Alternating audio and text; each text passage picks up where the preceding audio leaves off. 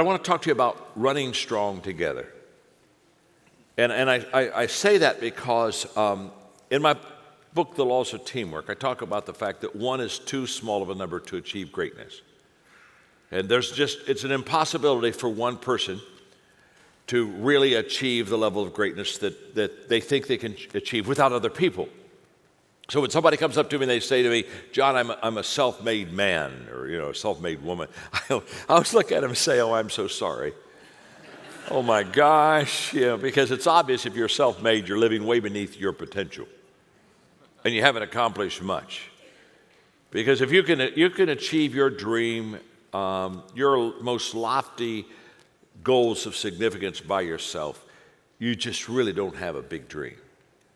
And, another law in the law of teamwork is the law of Mount Everest. And as the challenge escalates, the need for teamwork elevates. I mean, you don't climb Mount Everest by yourself. If you're going to get there, you got to have a team. It's just not going to happen. It's too big of a mountain. And what I tell people all the time is, if you're going to climb a hill, you can do that by yourself.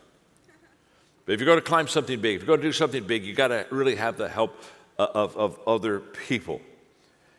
And where I really began to be committed to handing that baton off, running strong together, understanding that it's a relay race, it's not an individual 100-yard dash, was at 40. As many of you know, I did some inventory where I was, and I wasn't making the strides and the progress that I thought I should at middle-aged time. And I began to ask myself why, and I came to the conclusion after a couple of days that I just hadn't developed my team well.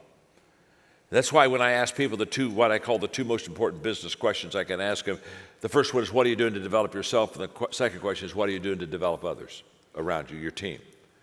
And running strong is all about the law of the inner circle. The people around me, they're going to determine the level of my success, not me running this race by myself. Running strong together is all about the law of Mount Everest. If I want to do something big, I've got to have a team with me. I've got to have some people that help me, that help pull me up and allow me to get to this level. So I started running the relay race at 40. I just basically understood that it had to be more than me.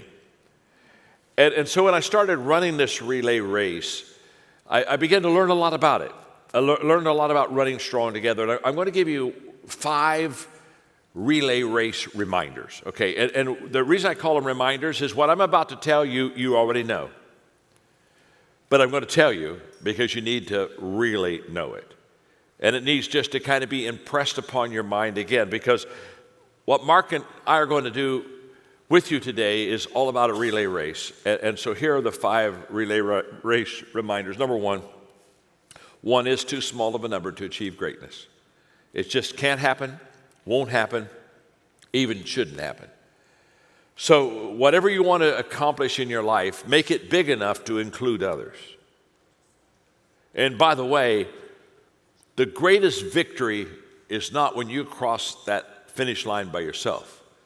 The greatest victory is when you cross that finish line with others. I feel very badly for people who run single individual races, because when they get done, the only person they can hug is themselves.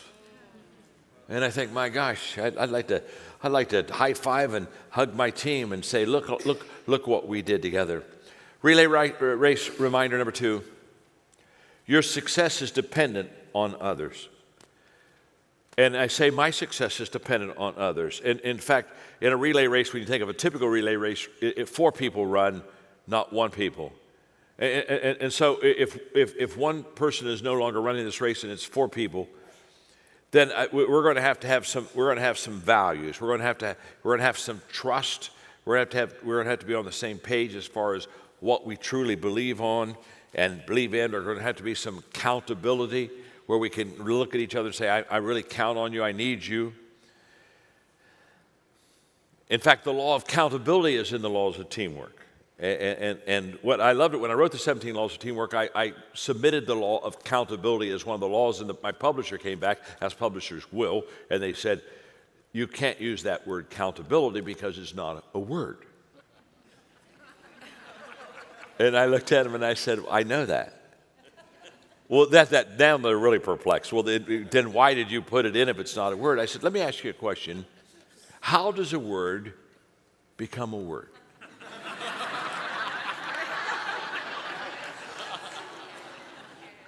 You see, a word becomes a word because somebody says it ought to be a word. Because if somebody didn't say it ought to be a word, nobody would ever know it should be a word.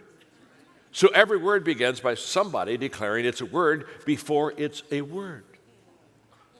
I felt a little bit like God creating the heavens and earth. Let there be accountability. And accountability just means that I can count on you when it counts. And so we started that. So they said, they don't know what to do with me, to be honest with you. But when you sell as many books as I do, they really can't say too much. You know what I'm saying? They just kind of say, okay, whatever you want. And so we got the law of accountability going, and now it's a word. Thank you very much. So I've written many books and created one word, accountability. But when you're running a relay race, you got to have people look at you and say, I can count on you. And by the way, I think maybe in that relay race, that may be the highest compliment you ever get from a team member. That I can count on you, I can depend on you. And what's exciting when Mark comes to join me in a minute is he passes with flying colors the law of accountability. I totally can count on him. Relay race reminder number 3 is that other people's success is dependent on you. Just like your success is dependent on others, it just flips. Other people's success is going to be dependent on you, and it's going to be dependent on me. So what that means is that if their success is going to be dependent on how well I run this race, I've got a great sense of responsibility to carry. I've got to pace correctly, because the person that is the mentor in a relationship, they have to set the pace not on how fast they can run. Have to set the pace on how fast the people you mentor can run. See, always remember this: the leader, the mentor, the person that is kind of the one that everybody else is trying to receive from. You have to always understand, leaders always slow down. If I want to run fast, I'm not running with anybody. Are you with me? I'm just going to go run.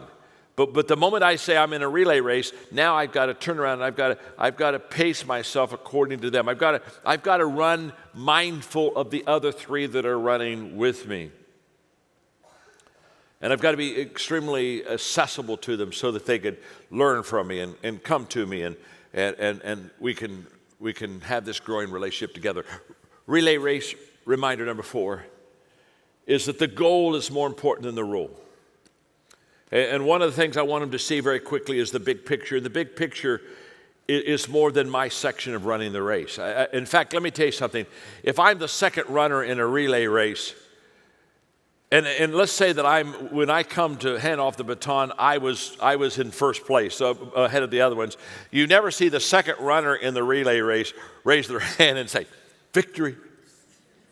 Because the race isn't over. You follow me? You hand off that baton. You got to understand that you got to have all 4 of them to have victory, and that the goal of winning the race is more important than the fact that I'm the first runner, second runner, third runner, fourth runner. So I've got to always take my role and submit it to what the big picture is, what the goal is. And then number 5, individual talent gets you on the team. In other words, let's face it. You're not going to put in the relay race somebody that's slow. Are you with me? You say, well, they're not very fast, but I thought the company would do them some good. Yeah. There's other ways to give them company.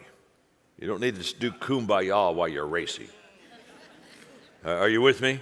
I'm not doing a friendship circle today, okay?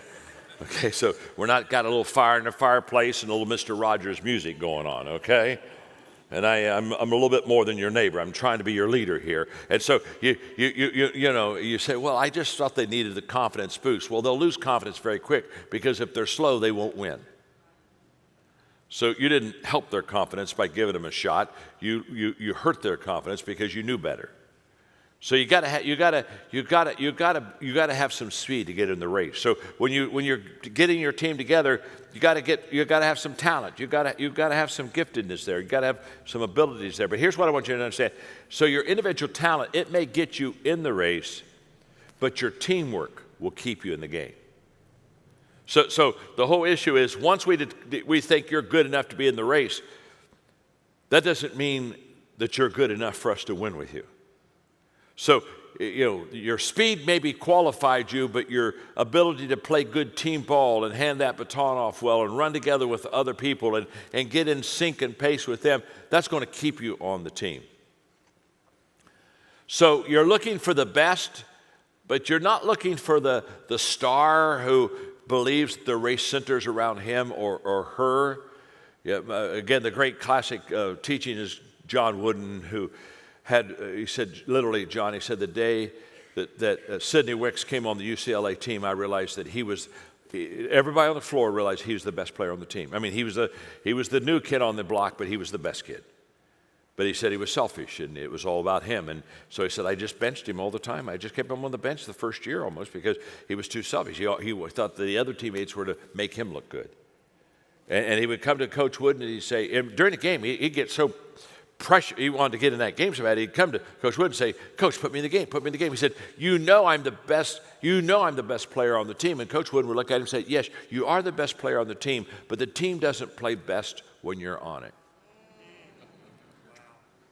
See, in this relay race stuff that we're talking about here, we're talking about it's every runner is giving up something for another runner. That it isn't your show. It's not about you and it's not about me. It is about us, and it's about the big picture.